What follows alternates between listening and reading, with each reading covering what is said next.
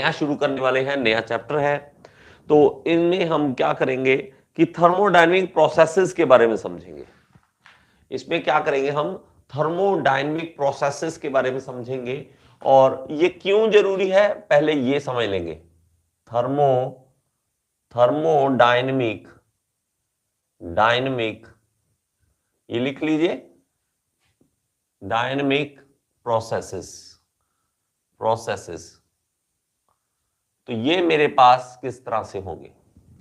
अब देखो मेरे भाई, एक सिंपल सा आपको तरीका बताता हूं, जिससे आपको समझ आ जाएगी। देखो, आप कहीं पे भी जाते हो ना, मान लो कहीं नई जगह गए, एक पॉइंट से, किसी जगह से आप कहीं बी पॉइंट पे गए।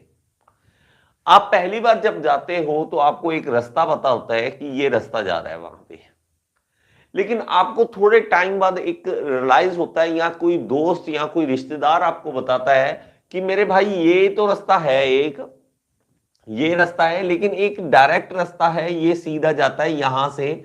वो आपको जो घूम के आ रहे थे, आप मान लीजिए कि यहां से घूम के आ रहे थे, मेन रोड से आ रहे थे, आपको बताएंगे कि गांव में से रोड आती है, वो सीधा आपको यहां ले आएगी, और आपका पेट्रोल सेव हो जाएगा, पेट्रोल बच जाएगा, और प्लस टाइम भी बच जाएगा। वो कहते हैं कि इस रास्ते से आओगे, है ये गांव में से आ रहा है रास्ता, लेकिन आपको बहुत ही फायदा देगा, आपका पेट्रोल भी बचाएगा और टाइम भी बचाएगा। अब उस एक भाई की सलाह के कारण, एक भाई की सजेशन के कारण, सीरियसली आपको कभी ना कभी जिंदगी में फायदा जरूर मिला होगा। और सजेशन हमारी दुनिया में, हमारे एरिया में फ्री होती है। ये सजेशन है ना, वो फ्री होती है कि भाई किसी को भी सजेशन देनी है, बस 1 मिनट लगाते हैं हम, यानी इधर से जा, इधर नहीं इधर से जा।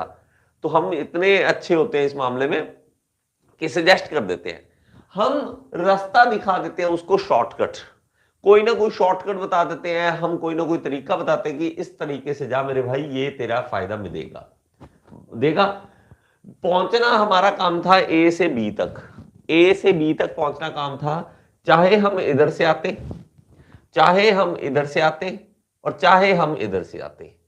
3 रास्ते अगर हैं तो तीनों में से जो हमें इजी लगेगा उस पे जाएंगे। हमें जो इजी लगेगा, हमें जो उसमें सेविंग होगा पेट्रोल का, हम तो वही रास्ता अपनाएंगे मेरे भाई।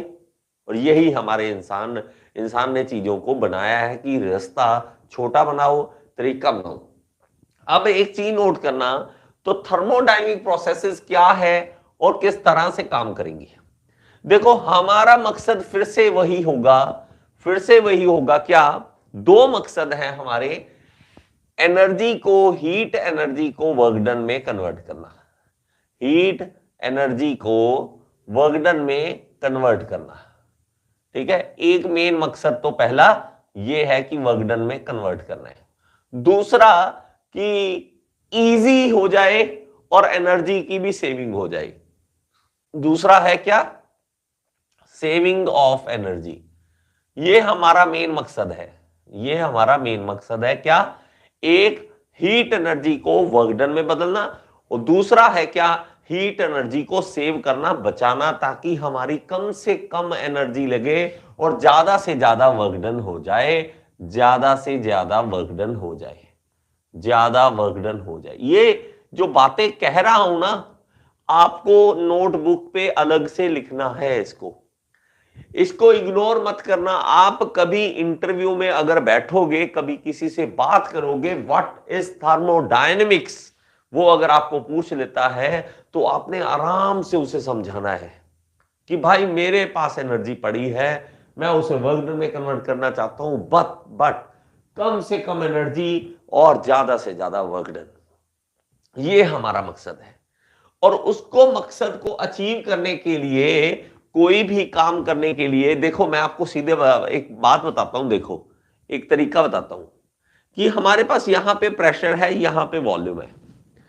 मेरे पास मान लीजिए कि यहां पे एक कंटेनर है, ये एक कंटेनर है, और इस कंटेनर में हमारे पास गैस भरी हुई है, यहां सिलेंडर पिस्टन अरेंजमेंट है, और ये मेरे पास इसमें गैस भरी हुई है। हमने इसका क्या करना है, हमने इसका प्रेशर राइज करना है। हमने क्या करना है, प्रेशर बढ़ाना है। अगर मेरे पास यहां पे वॉल्यूम स्टार्टिंग में अगर 10 मीटर क्यूब वॉल्यूम था और इसका उस टाइम प्रेशर जो था वो सिर्फ 2 बार था, तो आपने उसको प्रेशर बढ़ाने के लिए क्या किया, इसको गर्म कर दिया या इसको पकड़ के यहां से दबा दिया। कोई भी तरीका आप अपना सकते हो।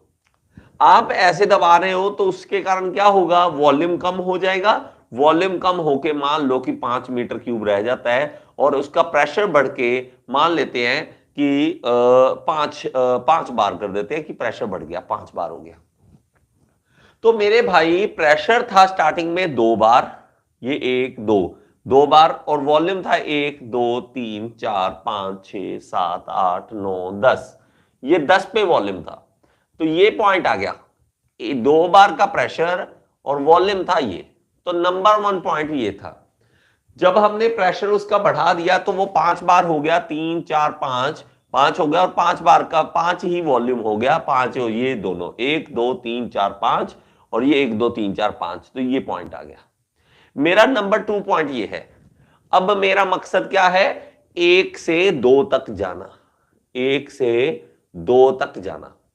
अब वही बात आ गई कि रास्ता वो एक नहीं है, किसी भी अलग अलग तरीके से हम जा सकते हैं।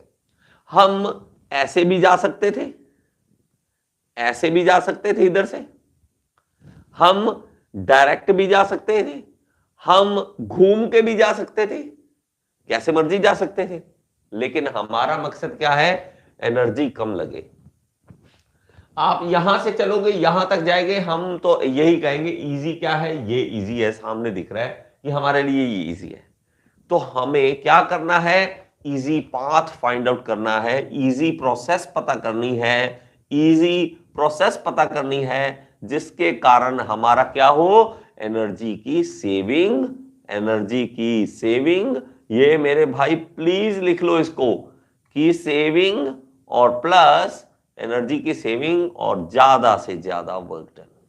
बस यही हमारा मकसद है कि क्या करें कि जिसके कारण हमें ये मकसद हमारा अचीव हो सके। बात समझ आई सर, बात समझ आई, ठीक है, बात समझ आई। तो इस तरह से आपको करना है। तो अब एक्चुअली में स्टार्ट होता है थर्मोडायनेमिक प्रोसेसेस, अब एक्चुअल में स्टार्ट होगा। ओके, तो आई होप कि ये चीज आपने वो लिख ली होगी और आपको समझ आ गया होगा। समझ आ गया सर, समझ आ गया, ओके जी, लिख लीजिए। नहीं लिखेंगे तो आपको बाद में प्रॉब्लम होगी, बाद में प्रॉब्लम होगी। अब आराम से समझेंगे, और इसको समझने के लिए जो जो मैं आज चीज करवा रहा हूं, आपको मैथ्स भी आना चाहिए इसके लिए। अगर आपको मैथ्स की नॉलेज नहीं है तो दिक्कत आ सकती है आपको, इसलिए मैथ्स की भी आपको नॉलेज होनी चाहिए। बेसिक नॉलेज, ज्यादा नहीं, बेसिक नॉलेज। तो मैं कोशिश करूंगा जो भी मैथ्स का कॉन्सेप्ट आएगा आपको साथ साथ बताने की कोशिश करूंगा। सबसे पहली प्रोसेस है हमारे पास आइसोकोरिक प्रोसेस, लिख लीजिए इसको, आइसोकोरिक प्रोसेस, लिख लीजिए इसको। ओके, तो ये भी हमने थोड़ा बहुत पहले पढ़ा हुआ है, इसलिए इजी लगेगा आपको। आइसोकोरिक प्रोसेस, इसकी डेफिनेशन लिखेंगे हम सबसे पहले डेफिनेशन लिख लेंगे। लिखो, a process in which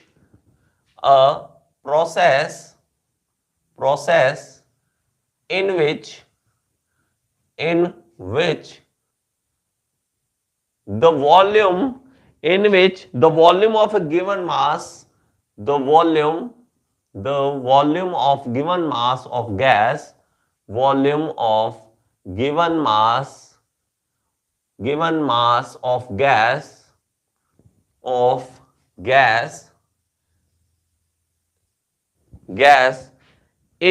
remains constant before and after heating, remains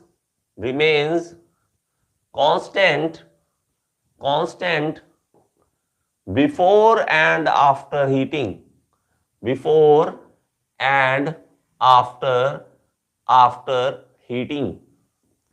heating। अब मेरे भाई मैं क्या होता था कि मैं इन चीजों को याद कभी नहीं करता था, मैं अपनी भाषा में लिखाता था, ठीक है। मैं अपनी भाषा में लिखता था, आपको मैं लिखवाने को मैं अपनी भाषा में लिखवा दूं, क्या है कि it is a process when we heat given mass of the gas and we make the constant volume and heat that gas। तो इस तरह से मैं लिख देता था, लेकिन एक्चुअली में अगर डेफिनेशन देखी जाए तो इस तरह से आप डेफिनेशन लिख सकते हो। तो मैं तो अपनी तरीके से लिखता था, लेकिन मुझे मार्क्स अच्छे मिल जाते थे उसके, ठीक है, मार्क्स अच्छे मिलते। अब समझो इसको बात, क्या करना है, वो प्रोसेस जिसके अंदर वॉल्यूम कांस्टेंट रहे, remains constant before and after heating. तो पहले हमने देखो क्या किया कि वही हमने क्या करा, एक बंद हमने इस तरह से कोई कंटेनर ले लिया, बंद कंटेनर ले लिया और इसके अंदर हमने गैस डाल दी। या आप ये कह सकते हो कि वो पिस्टन था, जो पिस्टन हमने सिलेंडर अरेंजमेंट करा था, पिस्टन को फिक्स कर दिया, पिस्टन हिल नहीं सकता, और नीचे से हमने इसको हीट अप करना स्टार्ट कर दिया, गर्म करना स्टार्ट कर दिया। नीचे से क्या करना, गर्म करना स्टार्ट कर दिया। अब देखो तो इसके कारण क्या होगा, इसके कारण ज्यादा से ज्यादा इसके अंदर हीट जाती रहेगी, ज्यादा से ज्यादा एनर्जी जो है उसके अंदर जाती रहेगी। लेकिन करना क्या है, वॉल्यूम कांस्टेंट रखना है, इसको बढ़ाना नहीं है। इसका आयतन कहते हैं, वॉल्यूम कांस्टेंट रखना है। इसका आयतन, जो भी आप हिंदी में वर्ड है आयतन है, तो आयतन या वॉल्यूम उसका कांस्टेंट रखना है, बढ़ाना नहीं है। तो इसके कारण होगा क्या, पहली बात तो इसका क्या इफेक्ट होगा, मैं क्या लिखता हूं, इफेक्ट क्या होगा इसका। तो हमें क्या करना पड़ेगा, इसके अंदर हमें पीवी डायग्राम बनाना पड़ेगा। इसका पीवी डायग्राम मतलब प्रेशर और वॉल्यूम के बीच का डायग्राम।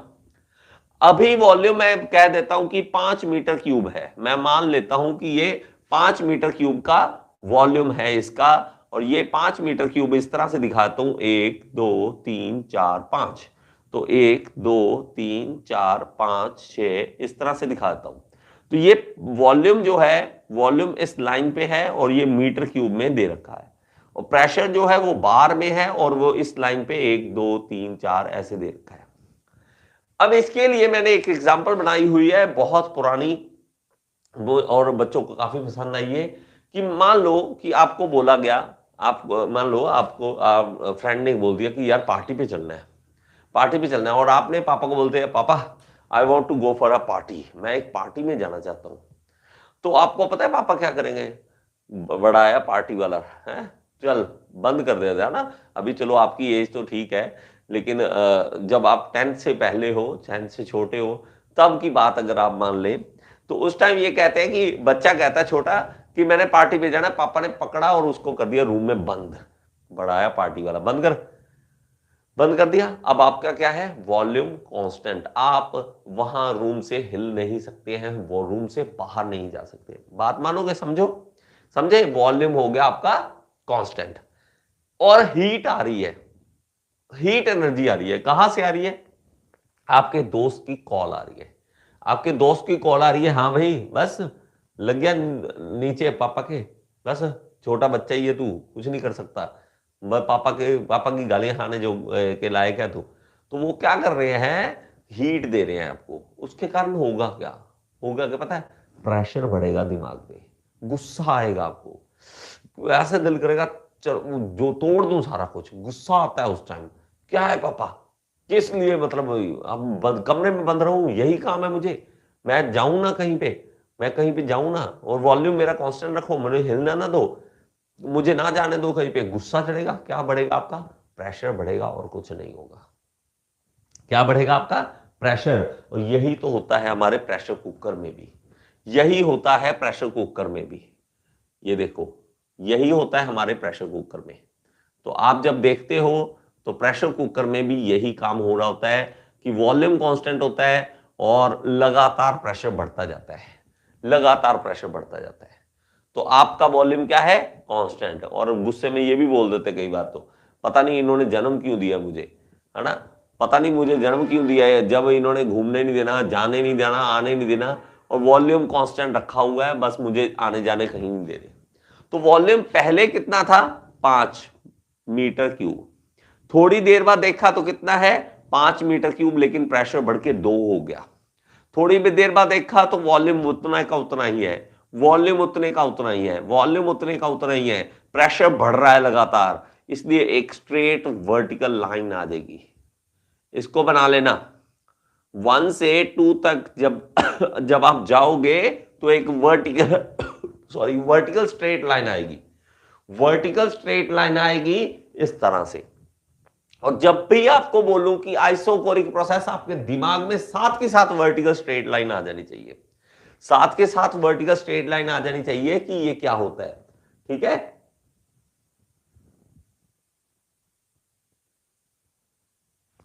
ओके बेटा, ओके आशीष, मैं बोल दिया करूंगा। ठीक है, बोल दिया करूंगा, आपको सिंपल डेफिनेशन भी लिखा दी करूंगा। मुझे ये होता है कि बुक की लैंग्वेज भी जरूरी है, कि कई लोगों ने पेपर देना होता है इसका, डिप्लोमा का मान लीजिए सेमेस्टर का एग्जाम देना, तो उसको डेफिनेशन भी जरूरी होती है। ओके, रटाफिकेशन क्या करें, मारना पड़ेगा। ओके, मार्क्स लेने हैं तो थोड़ा बहुत रटाफिकेशन करना पड़ेगा। तो हमें क्या करना पड़ेगा, 1 से 2 तक जाना है तो स्ट्रेट लाइन हमारे पास आएगी। बात समझ आ गई? आई होप कि ये कॉन्सेप्ट आपको पता लग रहा है। ओके, नेक्स्ट क्या है, दो चीज एक और समझनी पड़ी है हमें। एक होता है कि जितनी आप एनर्जी दे रहे हो, जितनी आप एनर्जी दे रहे हो, ये फर्स्ट लॉ ऑफ थर्मोडायनेमिक्स होता है, लेकिन अभी हमने नहीं किया, फिर भी मैं आपको करवा रहा हूं क्योंकि इसके अंदर जरूरी है। मैंने लास्ट लेक्चर्स में भी बताया था क्या, कि हीट एनर्जी जो होती है, दो रास्ते होते हैं उसके पास। क्या, एक तो होता है इंटरनल एनर्जी, उसकी इंटरनल एनर्जी बढ़ाएगा, और दूसरा वो क्या करेगा, उसमें वर्क डन करेगा, उसके अंदर क्या करेगा, वो वर्क डन करेगा, काम करके दिखाएगा। दो तरह से हीट एनर्जी होती है, दो तरह से हीट एनर्जी होती है। तो हीट एनर्जी जो है दो काम करेगी, इंटरनल एनर्जी और वर्क डन को एक्सटर्नल एनर्जी भी बोलते हैं, एक्सटर्नल एनर्जी भी बोलते हैं। ठीक है, ये लिख लीजिए। अब बातें सेम बुक जैसी, जैसे बुक बोलेगा तो वैसे हम करेंगे। ठीक है, तो यहां लिख लीजिए। अब हम आगे चलने वाले हैं। आई होप ये आपने लिख लिया होगा, तो मैं आगे करवा रहा हूं। ठीक है, आगे करवा रहा हूं। ओके ओके जी, नेक्स्ट देखिए हमारे पास क्या है इसी के अंदर, ये सारी आइसोकोरिक प्रोसेस के अंदर करेंगे हम। आइसोकोरिक प्रोसेस ही चल रहा है, हमने चेंज नहीं करना है। ठीक है, आइसोकोरिक प्रोसेस ही चल रहा है। तो मैं दोबारा लिख देता हूं, चाहे आपको आइसोकोरिक प्रोसेस ही चल रहा है, कुछ और नहीं करा रहा हूं मैं। ठीक है, आइसोकोरिक प्रोसेस ही चल रहा है। तो सबसे पहले हम करेंगे प्रोसेस। ठीक है, प्रोसेस। तो ये किस तरह से होगा, सबसे पहले होगा work done, work done, work done during process 1 to 2, process 1 to 2, 1 से लेके 2 तक जो आप जा रहे हो, उसके अंदर वर्क डन कितना होगा। यहां से यहां आप गए, 1 से 2 तक आप गए।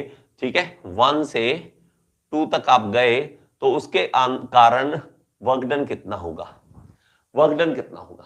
अब मेरे भाई हमें तो एक ही बात पता है कि वर्क डन क्या होता है, वर्क डन होता है force into displacement, work done होता है फोर्स इनटू डिस्प्लेसमेंट। अब मेरे भाई इसमें सबसे प्रॉब्लम बड़ी क्या है, देखो डिस्प्लेसमेंट। जब भी बातें आती है गैसेस की, जब भी बात गैस की आती है, तो हमें तो ना तो फोर्स पता लगता है इस तरह से, हमें क्या पता लगता है सबसे इजी, मतलब पता करने हो तो कुछ भी पता करो, ये कोई दिक्कत नहीं है, फॉर्मूलास होते हैं, हम घुमा सकते हैं उसको। लेकिन इजी क्या है, सबसे इजी है प्रेशर गेज, प्रेशर गेज लगा के प्रेशर पता करना, जिसमें आपका कोई भी जोर नहीं लगेगा, कोई भी कैलकुलेशन की जरूरत नहीं है, अनपढ़ से अनपढ़ बंदा भी बता सकता है कि प्रेशर गेज में प्रेशर कितना आ रहा है। ओके, तो हमें तो पी, वी और टी में ही बातें करनी है, हमने किसी और में बातें ही नहीं करनी। तो हम इसका क्या करें, इसका क्या करें, हम कैसे करें कि हमारे पास ये जो फॉर्मूला है वो सही बैठ जाए। तो प्रेशर क्या होता है, देखिए प्रेशर होता है फोर्स पर यूनिट एरिया, ये होता है। अगर एरिया को इस तरफ ले जाऊं तो प्रेशर इंटू एरिया क्या बन जाएगा, फोर्स, ये बन जाएगा। तो मेरे पास प्रेशर इंटू एरिया फोर्स की जगह लिखा जा सकता है, तो फोर्स की जगह लिख देंगे प्रेशर इंटू एरिया, इंटू क्या है, डिस्प्लेसमेंट, डिस्प्लेसमेंट मतलब डिस्टेंस। ठीक है, डिस्टेंस या डिस्प्लेसमेंट, अभी ज्यादा कंफ्यूज नहीं करूंगा आपको, लेकिन इतना ही याद कर लो। देखो अब देखें तो हमारे पास वॉल्यूम क्या होता है, वॉल्यूम होता है मेरे भाई length into breadth into height, मतलब लंबाई गुना चौड़ाई गुना ऊंचाई। तो ये दोनों गुना करने के बाद हमारे पास क्या आता है, एरिया। गुणनफल करने के बाद एरिया आता है, और इसके साथ हाइट मतलब डिस्टेंस से मल्टीप्लाई कर दिया, तीसरे डिस्टेंस से मल्टीप्लाई कर दिया तो वॉल्यूम आ गया। तो मतलब क्या है, हम इसकी जगह पे क्या लिख सकते हैं, एरिया इंटू डिस्टेंस की जगह लिख सकते हैं हम वॉल्यूम। लेकिन ये डिस्प्लेसमेंट है, डिस्प्लेसमेंट मतलब चेंज, तो इसमें चेंज ऑफ वॉल्यूम आ जाता है। डिस्प्लेसमेंट क्या होता है, डिस्प्लेसमेंट होता है चेंज ऑफ डिस्टेंस, तो इसलिए ये चेंज ऑफ वॉल्यूम आ जाएगा कि वॉल्यूम कितना चेंज हो रहा है। तो ये वर्क डन का फॉर्मूला बन गया, किसके लिए, जब भी गैसेस आएंगी, जब भी हमारे पास कहीं पे गैस की बातें होगी तो हम वर्क डन कैसे निकालेंगे, P delta V। I hope कि ये कॉन्सेप्ट आपको पता लग रहा है, कॉन्सेप्ट पता लगना चाहिए, बहुत ज्यादा इंपॉर्टेंट है, बहुत ज्यादा इंपॉर्टेंट है। तो वर्क डन 1 से 2 तक करना कैसे है, P डेल्टा V हमने पता करना है। लिख लीजिए जल्दी से, इसको जल्दी से लिख लीजिए, ठीक है। डिस्प्लेसमेंट मैं आधा ही लिखता हूं कहीं में ना, चलो ठीक है। तो P डेल्टा V, बात समझ आएगी कैसे हुआ, इस तरह से हुआ, ऐसे कोई नहीं है, रट्टाफिकेशन नहीं है, सीधा कारण है कुछ कराने का, कुछ कारण होता है ये करवाने का। नेक्स्ट देखो, अब देखो हमारे पास कैसे चलेगा। अब मैं कहता हूं कि वर्क डन इसके अंदर कितना हुआ, वर्क डन 1 से 2 कितना हुआ। अब मेरे भाई इसमें वॉल्यूम का चेंज हो रहा है, वॉल्यूम कितना है, पहले था V1 कितना था 5 मीटर क्यूब, V2 कितना हो गया 5 मीटर क्यूब, एक ही है, चेंज कितना है आपस में, 0 शून्य। तो मेरे पास क्या है, प्रेशर इंटू शून्य, इट मींस वर्क डन कितना हो रहा है, 0 जाउल वर्क डन हो रहा है। तो 0 जाउल वर्क डन हो रहा है, इसका आपको एक सिंपल सा बात बता दूं कि जब कोई चीज हिलेगी ही नहीं तो वर्क डन कैसे होगा।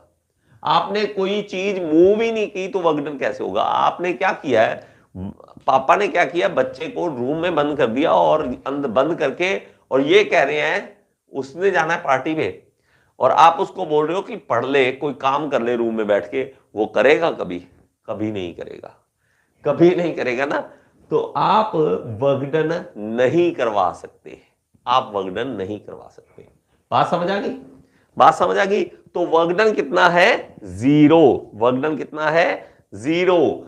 और नेक्स्ट है सेकंड, हम देखते हैं second, change in internal energy, change in internal energy, internal energy.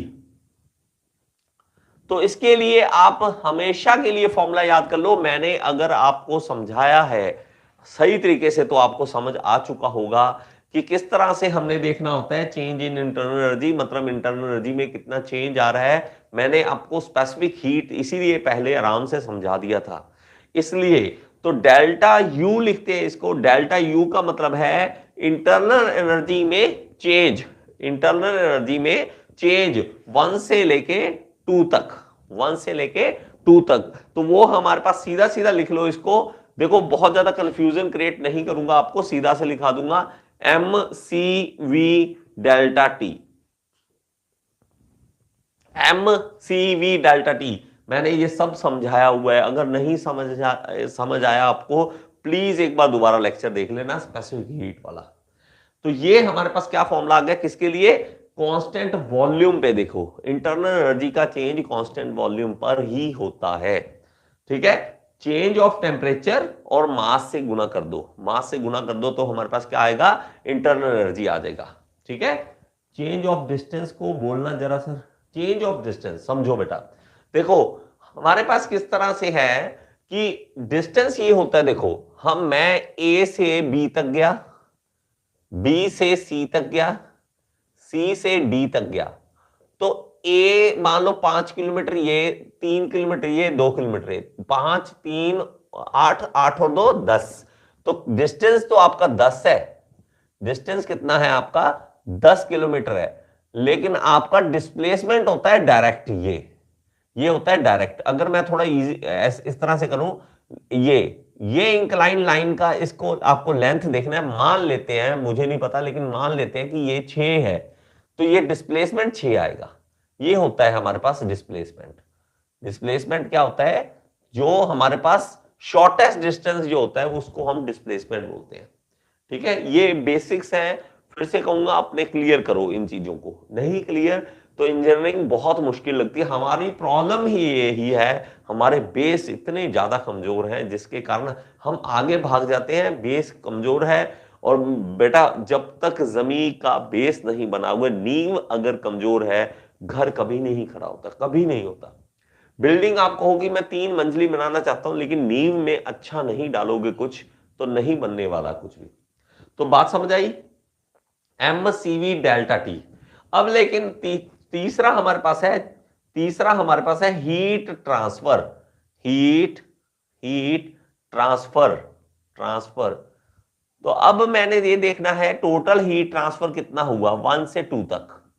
अब देखो मैंने पहले ही बता दिया था 1 से 2 हीट ट्रांसफर कैसे होता है? इंटरनल एनर्जी का change plus work done.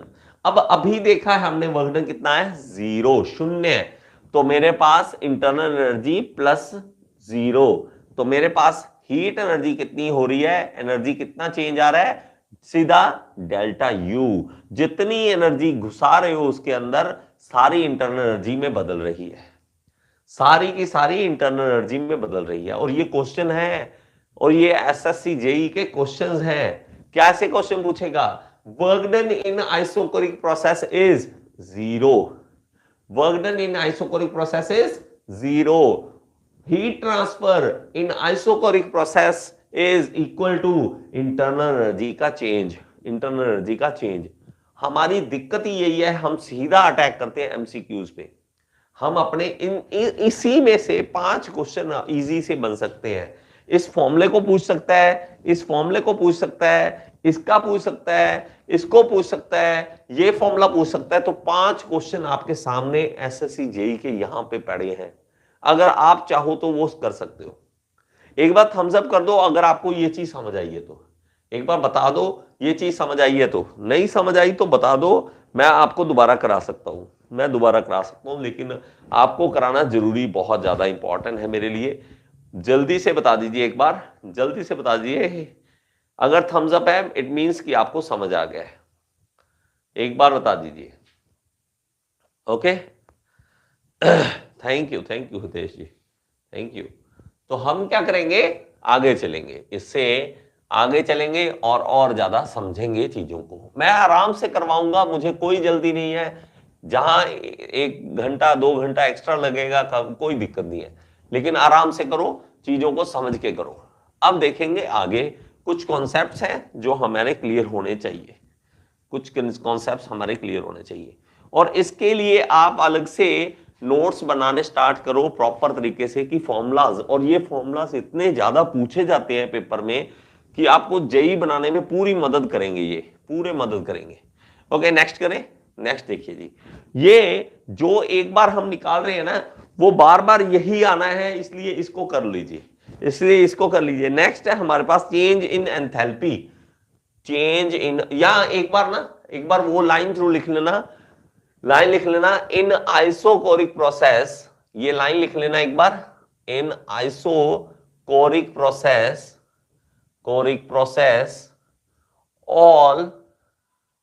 all heat transfer will be changed into internal energy, internal energy को ही बढ़ाएगा। अब एक और बात बताऊं आपको।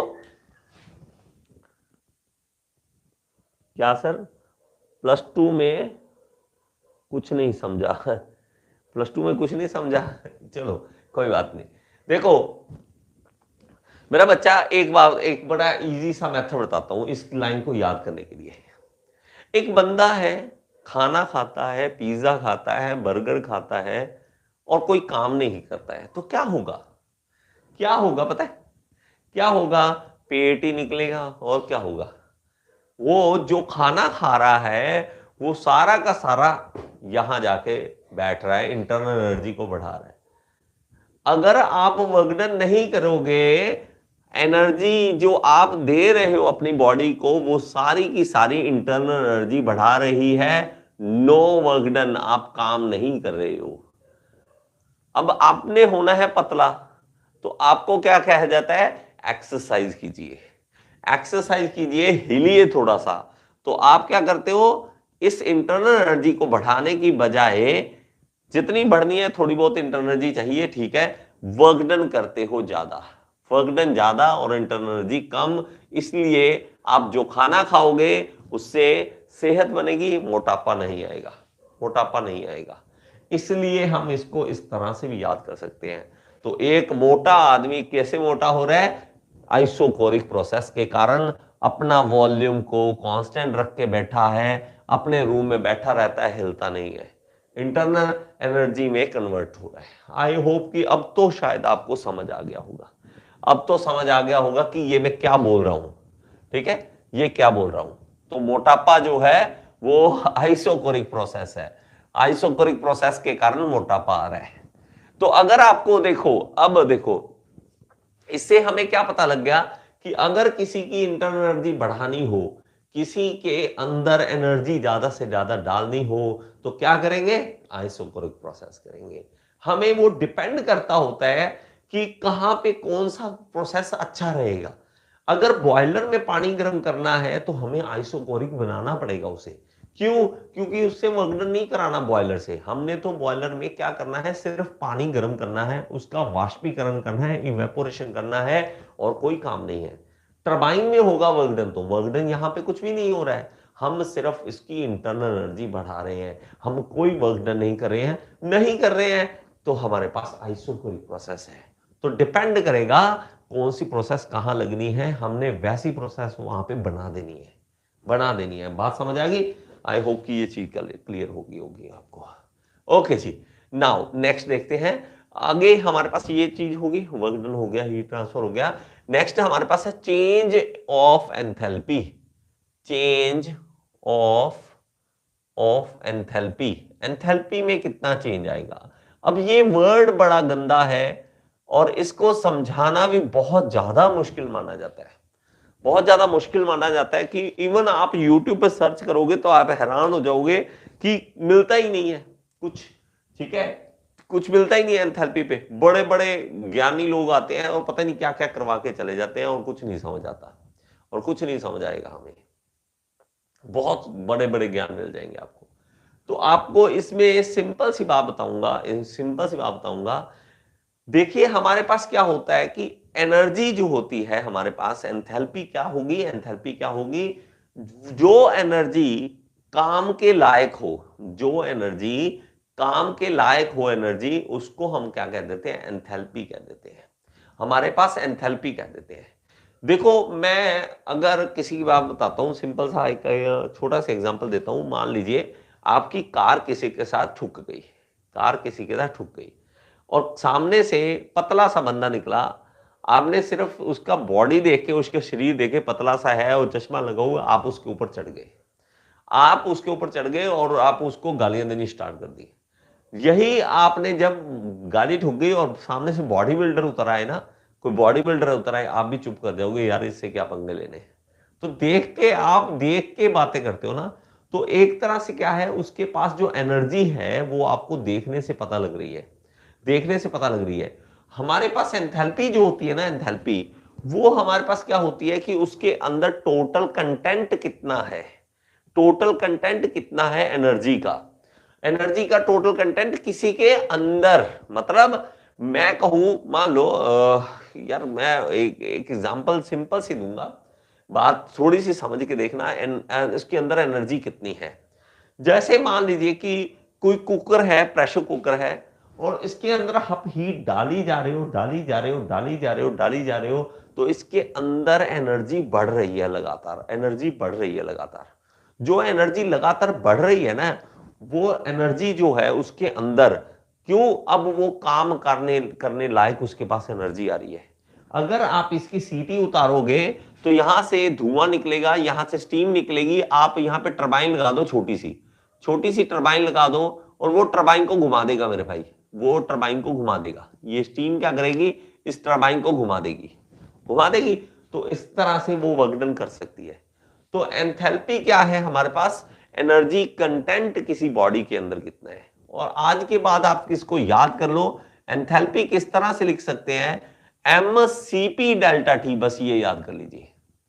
और मेरी एक वीडियो है एंथैल्पी और एंट्रोपी पे, यूट्यूब पे पड़ी है, प्लीज उसको देख लीजिए, आप सर्च करना enthalpy gain institute, entropy gain institute, आपको बड़ा अच्छे तरीके से समझ आ जाएगा।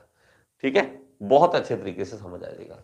तो आप क्या करोगे, यहां पे Cp आएगा, मतलब कांस्टेंट प्रेशर पे स्पेसिफिक हीट यूज करना है आपको। ओके, नेक्स्ट है चेंज ऑफ एंट्रोपी या चेंज इन एंट्रोपी। एंट्रोपी में कितना चेंज आएगा, तो मैंने एंट्रोपी को भी समझा रखा है वहां पे, तो एंट्रोपी को एक बार दोबारा समझ लीजिए फिर भी। ठीक है, वो वीडियो तो देख लेना, कोई प्रॉब्लम नहीं है देखने में, देखना जरूर, लेकिन मैं आपको थोड़ा सा एंट्रोपी अभी समझा दूं।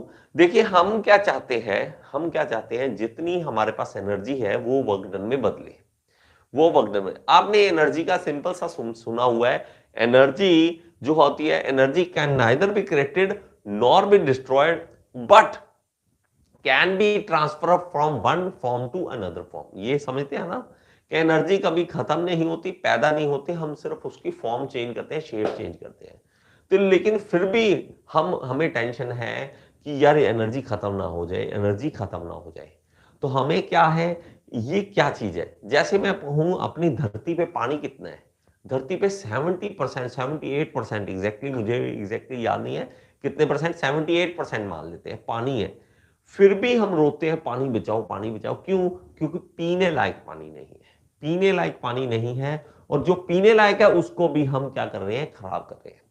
इसी तरह एनर्जी जो पेट्रोल के अंदर है ना, वो काम के लायक एनर्जी है, उसके अंदर एंथैल्पी है, हम उसको चेंज करते हैं वर्क डन में, हम डालते हैं पेट्रोल अपने बाइक में डालते हैं, उसके बाद वहां से धुआं निकलता है, वो धुआं किसी काम का नहीं है, उस धुएं को वर्क डन करवा सकते हो आप, नहीं होता, 100% उस धुएं को वर्क डन में नहीं बदल सकते। मतलब आप एनर्जी को ऐसी शेप में, ऐसी फॉर्म में चेंज कर रहे हो जो वर्क डन में कन्वर्ट नहीं हो सकती, जो वर्क डन, अब देखो मैंने खाना खाया, मेरे पास एनर्जी है, मैंने वर्क डन किया, देखो वर्क डन किया, हीट एनर्जी आई, ये गई, पकड़ लो इसको, इस एनर्जी को वर्क डन में चेंज करके दिखाओ, नहीं होती ना, यही प्रॉब्लम सबसे बड़ी है। और एनर्जी लगातार ऐसी बढ़ रही है जो काम के लायक नहीं है, यंग बंदा एक रोटी खाएगा, एक दिन पूरा काम करवा लो उसे, बुजुर्ग आदमी को एक रोटी खिलाओगे कोई फायदा नहीं है, वो काम नहीं कर सकेगा, क्योंकि एंट्रोपी है उनके पास एंट्रोपी है, हमारे पास एंथैल्पी है। तो आप इस चीज को समझो, हमें एंट्रोपी लगातार बढ़ रही है हमारी दुनिया की, लेकिन हम रोक नहीं सकते, क्योंकि ये एंट्रोपी बढ़ेगी, कोई नहीं रोक सकता इसको। ठीक है, ये बढ़ेगी।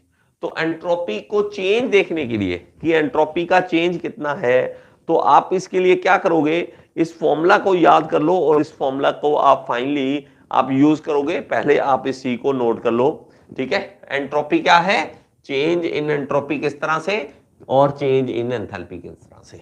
ओके, चेंज ऑफ एंट्रोपी किस तरह से, इसको लिख लो। एंट्रोपी का कैसे चेंज, सबसे पहले हम देखेंगे डी क्यू क्या है कि हीट एनर्जी का चेंज, स्मॉल हीट एनर्जी का चेंज, और वो होता है mCV/dt।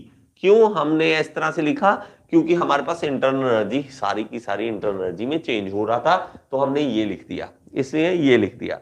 अब हमारे पास अगर दोनों तरफ T से डिवाइड कर दे,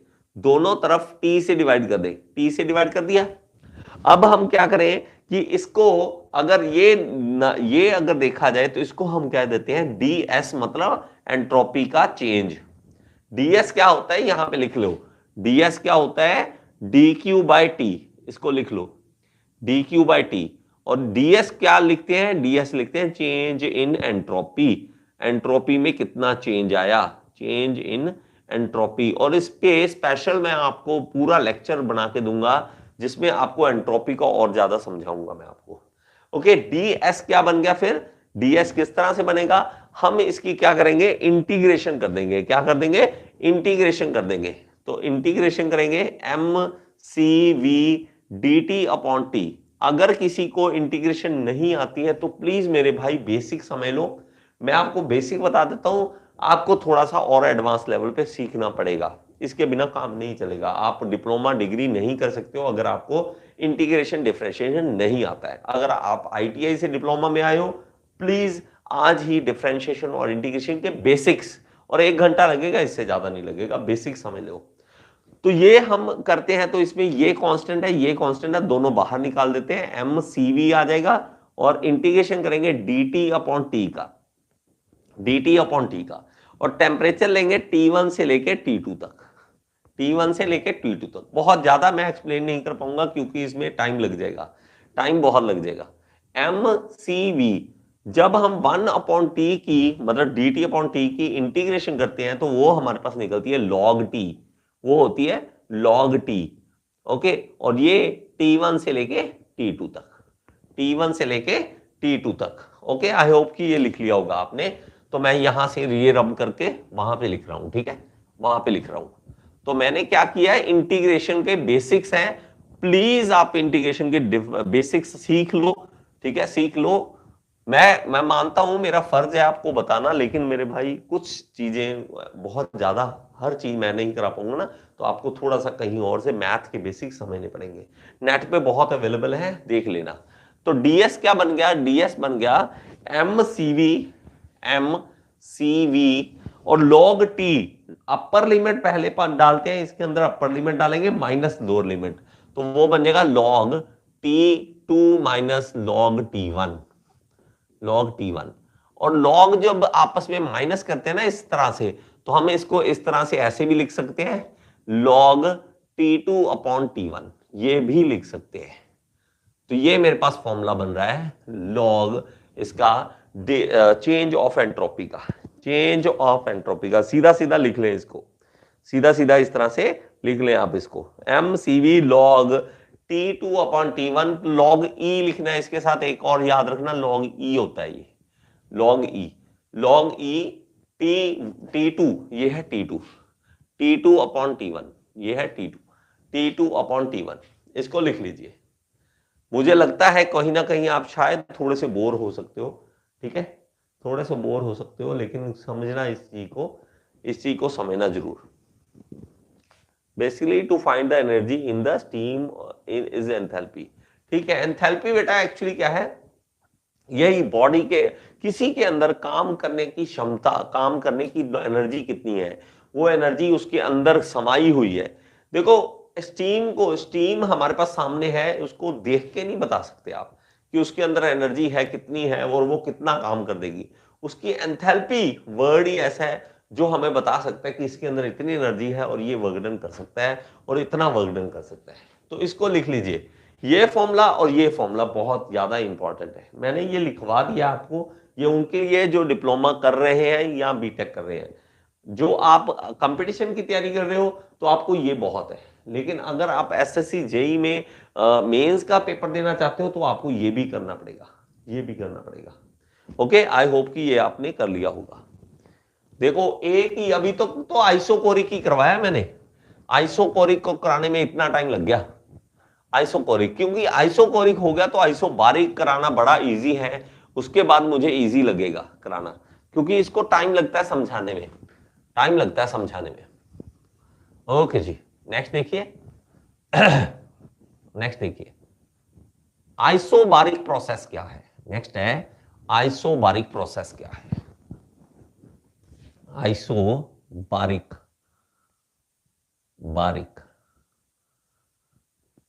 प्रोसेस। अब मेरे भाई बार हमें पता है प्रेशर की यूनिट क्या होती है, प्रेशर की यूनिट क्या होती है, बार। तो आइसो का क्या मतलब होता है, कांस्टेंट। आइसो का क्या मतलब होता है, कांस्टेंट।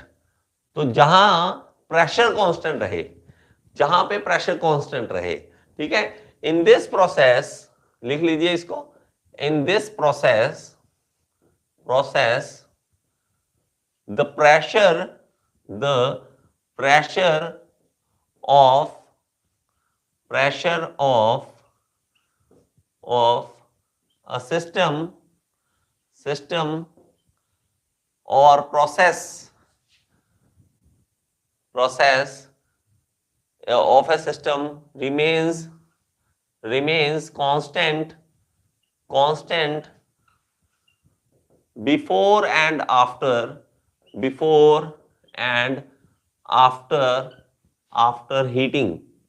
हीटिंग के बाद और पहले उसका प्रेशर जो रहे वो क्या रहे, कांस्टेंट रहे, उसका प्रेशर और कांस्टेंट रहे, पहले भी और बाद में भी। देखो मैं फिर से वही कंडीशन में लेके आता हूं कि आप मान लो आपने रूम बंद कर दिया था पापा ने आपका, और आपको बोल दिया था कि बैठा रहे चुपचाप इसके अंदर, लेकिन वहीं पे मम्मी आती है, मम्मी कहती नहीं बेचारे पे जुल्म मत करो इतना, थोड़ा सा जाने दो, है ना बेटा, 10 बजे तक आ जाएगा तू, तो आप बड़े खुश होते हो, हाँ हाँ मम्मा आ जाऊंगा। तो आप जब भी दरवाजा खोला उन्होंने ना, ये ओपन किया गेट आपका, तभी आप बाहर की ओर भागते हो, और उसी वक्त आपका प्रेशर क्या होता है, कांस्टेंट हो जाता है, जो नॉर्मल प्रेशर होता है उसी में आ जाते हो आप, कि ठीक है यार इतने भी बुरे नहीं है मेरे मम्मी पापा, ठीक है। पहले क्या हो रहा था, कांस्टेंट वॉल्यूम पे प्रेशर बढ़ रहा था, अब प्रेशर नहीं बढ़ रहा, अब चाहे हीट आएगी, हीट कहां से आएगी, दोस्तों की तरफ से, हेलो हाँ बस कुछ नहीं कर सकता, फिर भी आपका कोई प्रेशर नहीं बढ़ेगा, आप चाहे उसको हाँ कुछ नहीं होता, गुस्सा नहीं आएगा, आपका प्रेशर नहीं बढ़ेगा। बात समझ रहे हो, मतलब वॉल्यूम बढ़ाओगे तो प्रेशर कांस्टेंट किया जा सकता है, प्रेशर कांस्टेंट किया जा सकता है, मतलब फिर से वही आ गया चीज, ठीक है। पीछे जो आपने बातें समझी है वही रिपीट है, लेकिन आपको इस चीज में भी करना है इसको। ये मेरे पास पिस्टन है, मूवेबल पिस्टन है, और इसके अंदर हमने एयर गैस हमने इसके अंदर कोई भर दी है, और इसको हमने ही नीचे से क्या करना है, हीटअप, नीचे से क्या करना है, हीटअप करना। हीटअप करेंगे तो सबसे पहले उसकी इंटरनल एनर्जी बढ़ेगी और बाद में क्या होगा, वर्क डन होगा। तो सबसे पहले हम क्या करेंगे, पहला पॉइंट हम क्या करेंगे, हम इसके अंदर इंटरनल एनर्जी का चेंज देखेंगे, change in internal energy, change in internal energy. और इंटरनल एनर्जी का चेंज मैंने आपको पहले बताया था किसमें होता है, हमारे पास जब वॉल्यूम कांस्टेंट होता है, तो क्यू हमारे पास डेल्टा यू, ठीक है। इंटरनल एनर्जी का चेंज कैसे, M C V delta T, D T या डेल्टा टी जैसे भी लिख सकते हैं। दूसरा हमारे पास क्या है, वर्क डन। हम वर्क डन देखें तो इसमें क्या निकलेगा हमारे पास, P D V, pressure into change of volume, pressure into change of volume. तो इस तरह से हम क्या कर सकते हैं, इसका वॉल्यूम का इसका फॉर्मूला निकाल सकते हैं। तो पीडीवी को और क्या लिख सकते हैं, पी V2 माइनस V1, इस तरह से भी लिख सकते हैं, इस तरह से भी लिख सकते हैं, तो हम ये भी लिख सकते हैं। नेक्स्ट लिखे, ठीक है, नेक्स्ट लिखो इसको जी, ये चीज हो जाएगी आपके पास, ये चीज हो जाएगी। ओके, एक और चीज है यार, एक और करने वाली है जो चीज, वो देखते हैं। ओके, अगर देखा जाए तो हमारे पास गैस कांस्टेंट की इक्वेशन थी हमारे पास, गैस कांस्टेंट की इक्वेशन थी, गैस इक्वेशन थी। अगर आपको याद हो तो वो क्या थी, PV is equal to MRT, ये था। अगर प्रेशर कांस्टेंट हो तो वॉल्यूम वन और T1 टेम्परेचर आ जाएगा। दूसरी बार में देखेंगे प्रेशर कांस्टेंट है, लेकिन V2 हमारे पास वॉल्यूम हो जाएगा और T2 इसका क्या आ जाएगा, टेम्परेचर आ जाएगा। अगर मैं इन दोनों को आपस में माइनस करूं, मतलब 2 ये है और ये 1 है, तो 2 माइनस 1 कर दूं, 2 माइनस 1 कर दूं, तो मेरे पास क्या आ जाएगा, PV2 minus PV1 is equal to MRT2 minus MRT1, ये हो जाएगा। ये मेरे पास P कॉमन निकाल लें तो V2 माइनस V1, और ये है MR T2 माइनस T1, ये हो जाएगा। मतलब हम इसकी जगह क्या लिख सकते हैं, इसकी जगह ये भी लिख सकते हैं mr T2 - T1, ये भी लिख सकते हैं। तो आप वर्क डन का दो फॉर्मूले आप इसमें याद करोगे, एक तो ये वाला फॉर्मूला और दूसरा ये वाला फॉर्मूला। दोनों फॉर्मूले से आप वर्क डन निकाल सकते हो। देखो इसमें दो चीजों की जरूरत थी हमारे पास, प्रेशर की, वॉल्यूम की।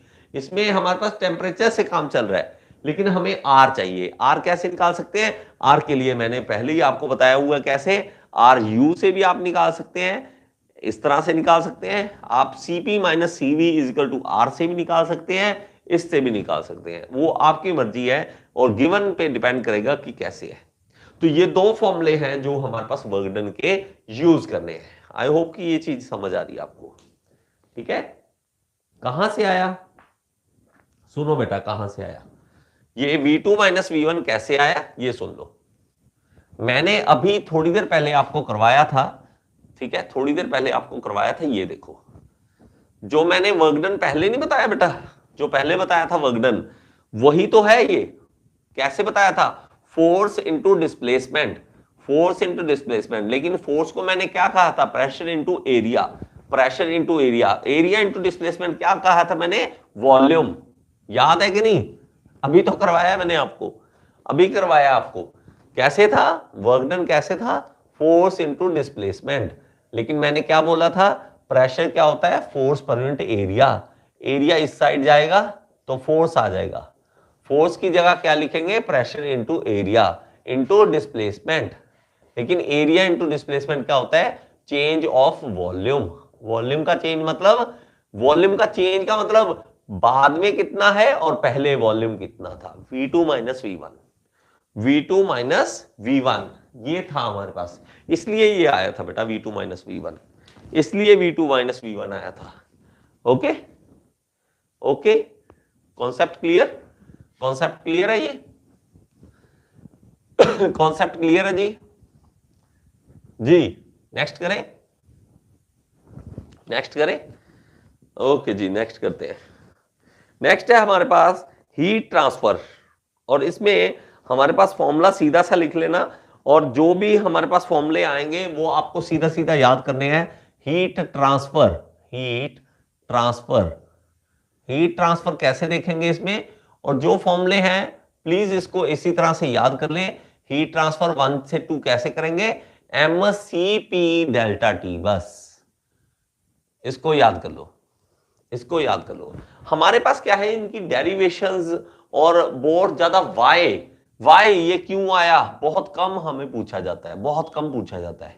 और इसके लिए डेरिवेशंस होती हैं जो हमारी सिलेबस में नहीं होती है, जो हमारे सिलेबस में नहीं होती है। ओके, ये हो जाएगा, ये हो जाएगा। अब एक चीज नोट करना, हीट ट्रांसफर, हीट ट्रांसफर क्या काम करती है? दो काम, इंटरनल एनर्जी और वर्क डन।